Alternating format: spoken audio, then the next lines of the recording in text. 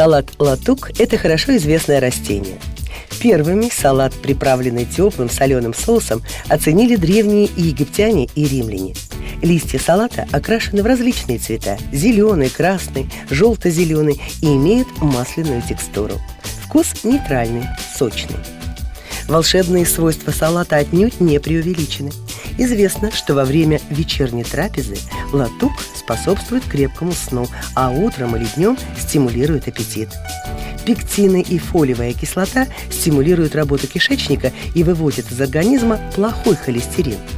Салат латук оказывает благоприятное влияние на состояние кожи и укрепляет волосы. Рекомендуется для людей пожилого возраста и для тех, кто перенес тяжелую изнурительную болезнь. В пищу салат используют в основном в сыром виде. Его добавляют в первые и вторые блюда.